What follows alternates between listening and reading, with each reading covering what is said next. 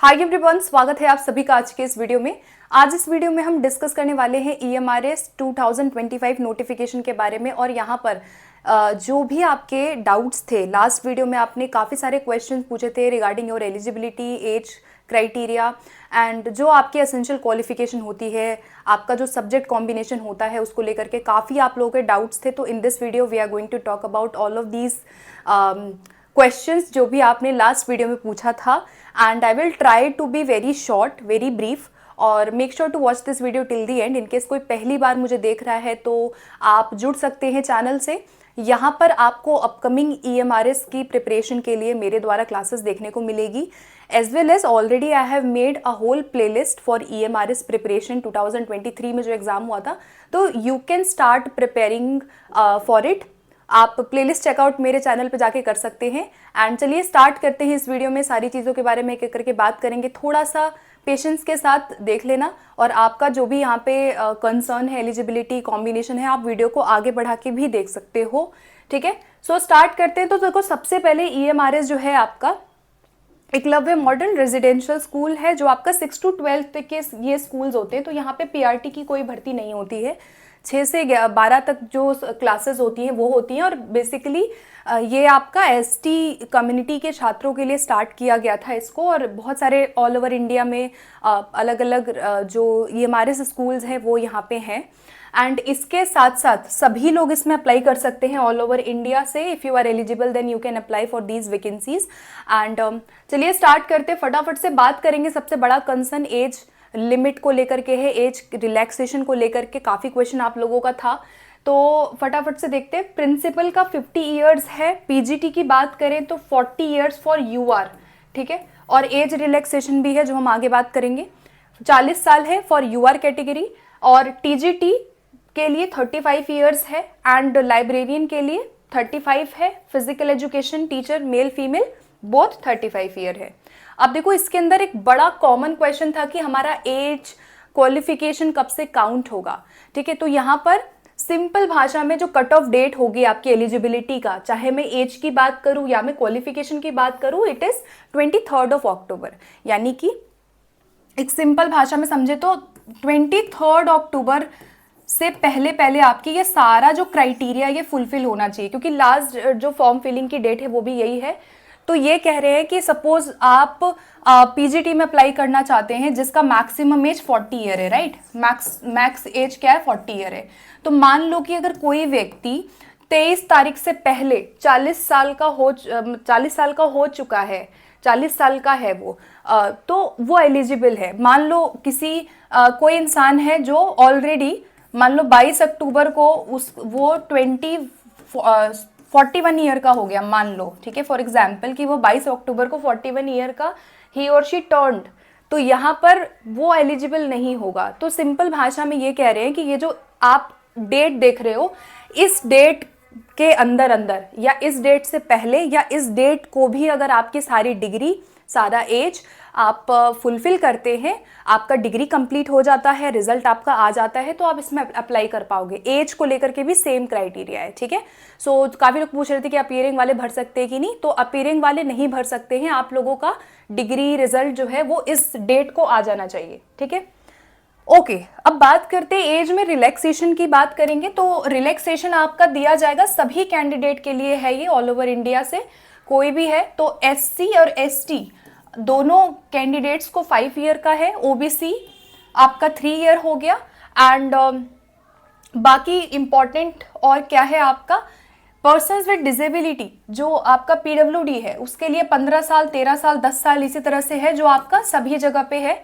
और विमेन में all category women को रिलैक्सेशन दी गई है TGT PGT के अंदर 10 साल की। तो 10 साल का रिलैक्सेशन सभी महिलाओं को यहाँ पे इस भर्ती में दिया जाता है। तो सपोज आप 35 मान लो TGT के लिए कोई अप्लाई करना चाहता है और मैक्सिमम एज लिमिट इज 35, तो 10 साल आप अपना जोड़ सकते हो एंड उससे आप अपना एज काउंट कर सकते हो। ठीक है, तो ये था आपका एज में रिलैक्सेशन। अब हम बात करने वाले हैं मिनिमम जो एसेंशियल क्वालिफिकेशन है, जिसमें काफ़ी स्टूडेंट हमेशा डाउट में रहते हैं। तो I will try my best to explain each and everything very brief, ताकि आपको क्लैरिटी हो जाए थोड़ी। देखो टीजीटी का एसेंशियल क्वालिफिकेशन में ये आपका कॉमन क्वालिफिकेशन है सभी के लिए। पहला क्राइटेरिया है आपका कि आपका बैचलर्स होना चाहिए, या मतलब आपका जो अंडर ग्रेजुएशन है वो इनमें से कोई एक अगर है, तो अगर if you have done any of these things, if you have done your 4 year integrated graduation, कोई भी ऐसा है जिसका 4 साल का इंटीग्रेटेड ग्रेजुएशन रहा, बैचलर्स आपका डिग्री रहा मतलब ऑनर्स डिग्री रहा, या आपका पोस्ट ग्रेजुएशन है तो भी अप्लाई आप कर सकते हो इसके अंदर, ठीक है। अब इसके अंदर एक क्वेश्चन और बहुत कॉमन पूछा गया था कि जैसे मान लो 4 ईयर इंटीग्रेटेड है या जो बैचलर आपका जो ग्रेजुएशन रहा उसके अंदर बोला गया कि 50% मार्क्स लाना अनिवार्य है इंडिविजुअली एंड एग्रीगेट। ये क्वेश्चन काफी आप लोगों ने पूछा है। देखो इसके अंदर क्या चीजें हैं कि जो भी स्टूडेंट यहाँ पे जो अपना अंडर ग्रेजुएशन का जो मार्क्स है वो देखते हैं, तो इसमें इस पूरे नोटिफिकेशन में जो मार्क्स में कंसेशन होता है या जो रिलैक्सेशन होता है उसकी बात नहीं की गई है। तो आपका 50% लाना अनिवार्य है। इंडिविजुअली का मतलब होता है कि जो भी आपका कॉम्बिनेशन बनेगा या जो भी आपका सब्जेक्ट मांगा गया है, जो आपका अलग सब्जेक्ट मांगा गया है कॉम्बिनेशन में, उसमें भी आपका 50% होना चाहिए, as well as your whole total should be 50%। जैसे मान लो पूरे ग्रेजुएशन में ओवरऑल आपका 50% मार्क्स आया था तो आप एलिजिबल हैं। इंडिविजुअली का मतलब ये है कि आपके उस विषय में जो कॉम्बिनेशन आपका बन रहा है, जो विषय है आपका मेन के अलावा, उसमें भी आपका इंडिविजुअली हर विषय में 50% कम से कम होना चाहिए। तो ये आपकी एलिजिबिलिटी है। आई होप क्लियर हो गया होगा। तो इसमें से कोई भी एक है आपका, पहला क्राइटेरिया फुलफिल करते हैं। दूसरा है आपका बीएड कंपलसरी, यहाँ पे बीएड होना चाहिए आपका। तो बीएड या तो बीएड डिग्री है सिंपल वाला जो सब लोग करते हैं, इसमें स्पेशल बीएड वाले अप्लाई नहीं कर सकते। जो आपका सिंपल बीएड होता है, मतलब जो आपका जनरल बीएड होता है, वो स्पेशल वाले नहीं कर सकते, ठीक है। तो एनसीटी रिकॉग्नाइज्ड इंस्टीट्यूशन से होना चाहिए। एंड 3 ईयर का जो इंटीग्रेटेड बीएड एमएड कोर्स करते हैं, अगर इंटीग्रेटेड कोर्स किसी ने किया है तो वो भी इसमें अप्लाई कर पाएगा। मान लो बीएड नहीं है, इंटीग्रेटेड है, तो वो भी कर लेगा, ठीक है। फिर उसके बाद मैंडेटरी है आपका सीटीईटी का मार्क्स। सीटीईटी आपका क्या है, पेपर 2 आपका क्वालिफाई होना चाहिए। And for marks if you are from general category so you need 90 marks. SC ST OBC सभी को कितना चाहिए, 82 मार्क्स पे यहाँ पे सीटेट में एलिजिबल माना जाएगा। तो ये हो गया। और एक और लास्ट चीज है कि अगर किसी ने 4 साल का इंटीग्रेटेड ग्रेजुएशन डिग्री किया है विद बीएड कॉम्पोनेंट तो उसको अलग से बीएड की रिक्वायरमेंट नहीं है, ठीक है। तो मार्क्स वही है, 50% होना चाहिए इंडिविजुअली एंड एग्रीगेट। लेकिन अगर उसने 4 साल का इंटीग्रेटेड ग्रेजुएशन किया है विद बीएड तो उसको अलग से बीएड करने की कोई आवश्यकता नहीं है। तो ये आपका एसेंशियल क्वालिफिकेशन था फॉर टीजीटी। अब बात करते हैं हम सब्जेक्ट के कॉम्बिनेशन की कि क्या विषय है आपके जो मांगे गए। देखो टीजीटी हिंदी के लिए आपका हिंदी चाहिए, ठीक है। ग्रेजुएशन में हिंदी किया हो, एलिजिबल हो, चाहे वो इलेक्टिव हो चाहे मेन हो। मतलब अगर आपने जैसे कोई बीए प्रोग्राम करता है, उसके बीए प्रोग्राम के अंदर अगर हिंदी रहा है 3 साल तो वो हिंदी के लिए भी अप्लाई कर पाएगा, ठीक है। उसके अलावा इंग्लिश में भी, इंग्लिश एज एन इलेक्टिव या मेन है, कर सकते हो अप्लाई, ठीक है। मैथमेटिक्स के अंदर क्या है आपका, इसमें से जो चीज़ें हैं ये आपका होना चाहिए। जैसे मैथमेटिक्स होना चाहिए एज एन इलेक्टिव और मेन आपके 3 साल ग्रेजुएशन के अंदर। इलेक्टिव हो सकता है या मेन हो सकता है एग्जाम, ठीक है, मेन हो सकता है। फिजिक्स होना चाहिए कोई 1 साल। अब ये एनी 1 ईयर हो सकता है, जरूरी नहीं है first year, second year, third year, कोई भी 1 साल, या फिर जिसको हम कहते हैं 2 सेमेस्टर अगर आपने फिजिक्स पढ़ा है तो दूसरा क्राइटेरिया चाहिए। थर्ड क्राइटेरिया क्या है कि इसमें से कोई भी एक होना चाहिए एटलीस्ट 1 ईयर, यानी चाहे वो केमिस्ट्री हो, इलेक्ट्रॉनिक्स हो, कंप्यूटर साइंस हो, स्टैटिस्टिक्स हो, अगर आपने 1 साल या फिर जहां पे सेमेस्टर होता है तो अगर आपने 2 सेमेस्टर इसमें से कोई भी एक पढ़ा है, कोई भी 1 साल हो सकता है, चाहे वो थर्ड ईयर हो, सेकेंड ईयर हो, फर्स्ट ईयर हो, डजंट मैटर, आपका ये होना चाहिए। तो अगर ये तीनों क्राइटेरिया फुलफिल हो रहे हैं so you will be eligible for TGT mathematics. और बीएससी ऑनर्स फिजिक्स और केमिस्ट्री होल्डर जो हैं वो टीजीटी मैथ में अप्लाई नहीं कर सकते हैं। काफ़ी क्वेश्चन पूछते हैं कि हम कर पाएंगे कि नहीं, सो आंसर इज नो। अब बात करते हैं टीजीटी साइंस का। साइंस का रूल क्या है कि आपने स्टडी किया हो one of the following as main और as honours in all 3 years of graduation, यानी कि इसमें से कोई भी एक सब्जेक्ट आपका होना चाहिए, चाहे वो बायोलॉजी यानी लाइफ साइंसेज है, बॉटनी है, जूलॉजी है, कोई एक होना चाहिए और उसके साथ आपका सब्सिडरी सब्जेक्ट होना चाहिए। तो मेन सब्जेक्ट के अलावा अगर कैंडिडेट ने 1 साल या फिर 2 सेमेस्टर इनमें से कोई भी कॉम्बिनेशन अगर पढ़ा है तो वो एलिजिबल हो जाएगा। अब देखो कॉम्बिनेशन इसका देख लेते हैं।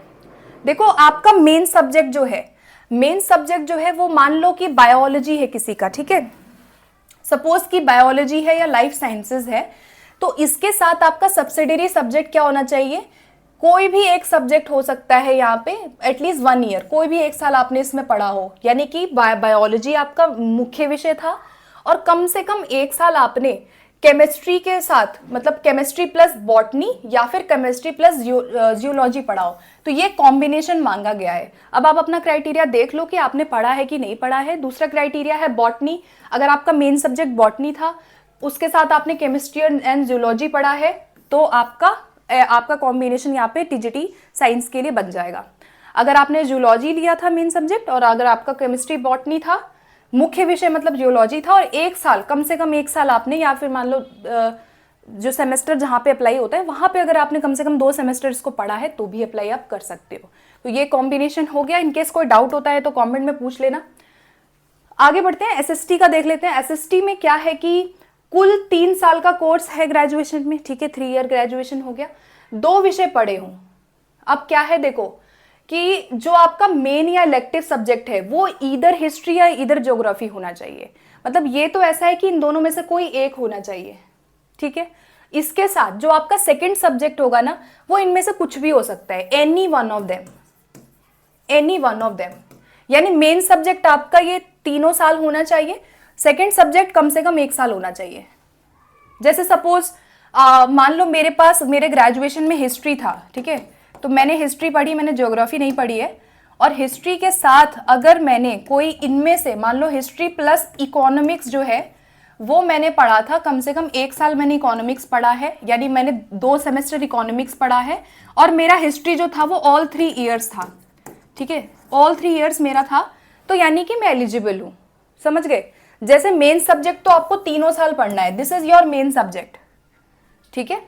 तो ये कंपलसरी है कि इनमें से हिस्ट्री या ज्योग्राफी 3 साल होना चाहिए, मेन या इलेक्टिव के रूप में होना चाहिए, इलेक्टिव भी हो सकता है, मेन भी हो सकता है, ठीक है। जैसे बीए प्रोग्राम वाले जो लोग करते हैं वो लोग इसमें अप्लाई कर पाएंगे।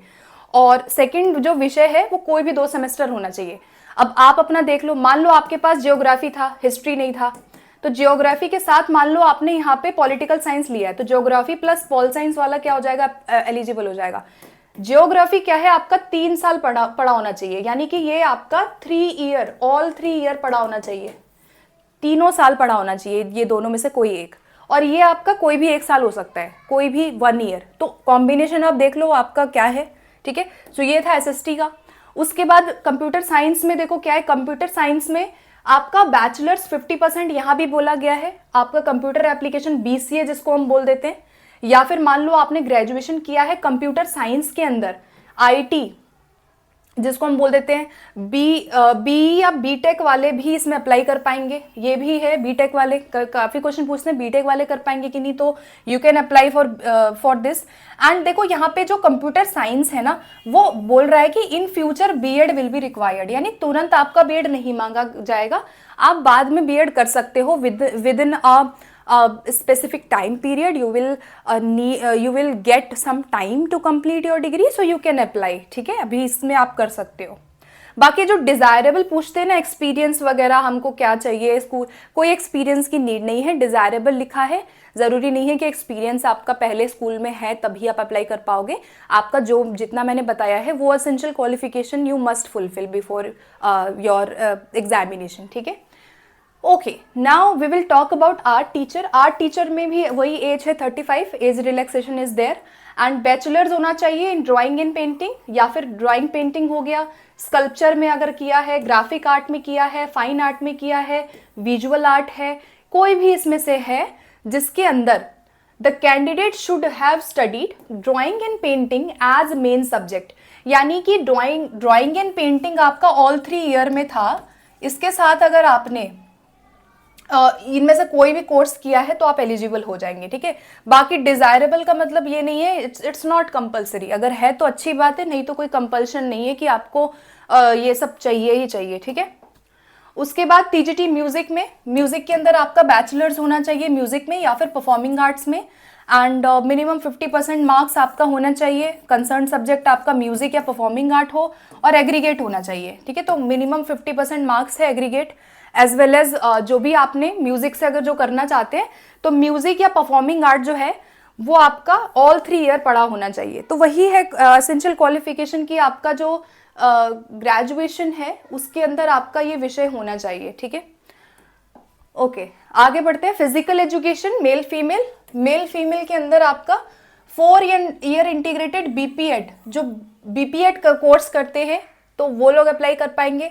इसके अलावा बैचलर्स है अगर आपका फिजिकल एजुकेशन में 50% मार्क्स यहाँ पे भी है, ठीक है। ये आपका हो गया, ठीक है।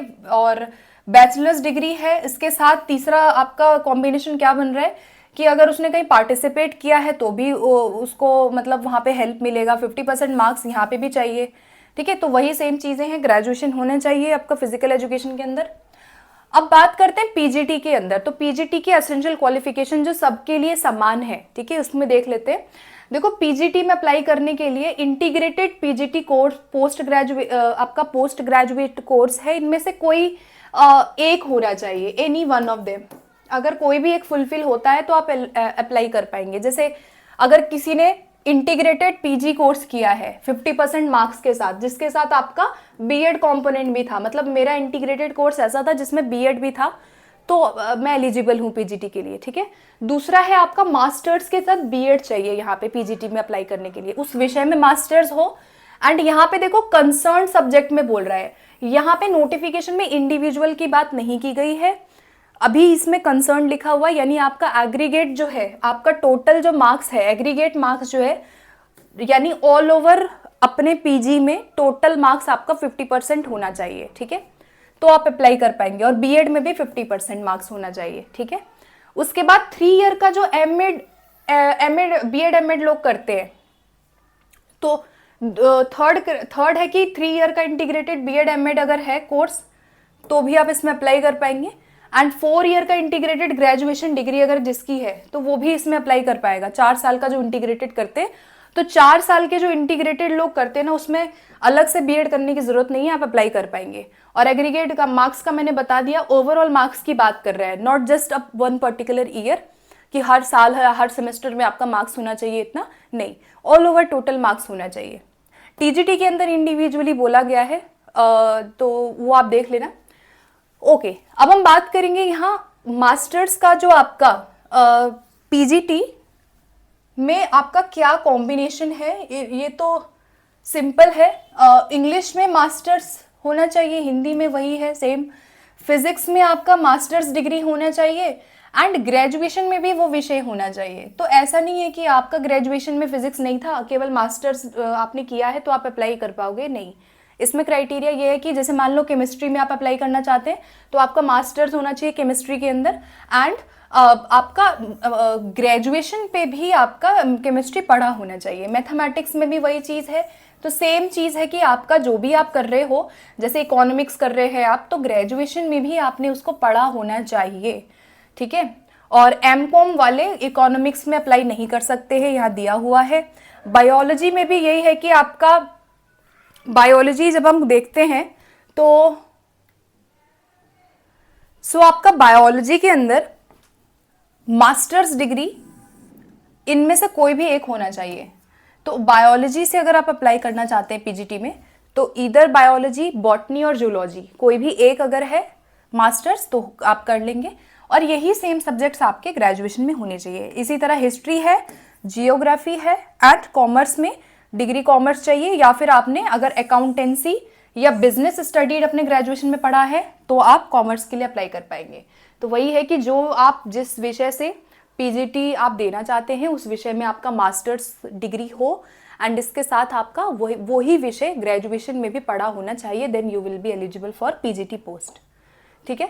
उसके अलावा पीजीटी कंप्यूटर साइंस में एमएससी होना चाहिए कंप्यूटर साइंस या आईटी के अंदर, या एमसीए जो लोग करते हैं, एमई और एमटेक अगर है 50% के साथ एग्रीगेट मार्क्स बोला गया है तो आप इसमें अप्लाई कर पाएंगे। बीएड यहाँ पे नहीं बोला गया है, लेकिन if it is required for promotion in future, so BEd degree वहाँ पे आपका इंपॉर्टेंट हो जाएगा। तो ऐसा आप कर सकते हो कि आप इसमें अप्लाई कर लीजिए, आपको टाइम दे दिया जाएगा, वहाँ पे आप बीएड डिग्री बाद में भी पूरी कर सकते हो। तो बीएड का ये है कि प्रमोशन अगर फ्यूचर में होना होगा तो बीएड रिक्वायर्ड है यहाँ पे, लेकिन एसेंशियल में यहाँ बीएड की कोई बात नहीं की गई है। So you can apply for these vacancies, ठीक है। सो यहाँ पर सब्जेक्ट कॉम्बिनेशन के बारे में we have talked about. In the next video एक और वीडियो आएगा जिसमें हम यहाँ पे एग्जामिनेशन के सिलेबस और एग्जामिनेशन के पैटर्न के बारे में, पैटर्न क्या रहेगा, कैसा रहेगा, उसमें क्राइटेरिया क्या है, नेगेटिव मार्किंग का क्या सीन है, सारी चीज़ें वहाँ पे each and everything I will be clearing. So stay tuned, आप जुड़िएगा और इस वीडियो को भी मैं आप लोगों से शेयर कर दूंगी। And you can join my Telegram group for more videos, for more updates as well। and if in case कोई डाउट अभी भी रह जाता है तो अपने क्वेश्चंस कमेंट बॉक्स में आप दे सकते हैं, वहाँ पे पूछ लीजिएगा, I will try to reply.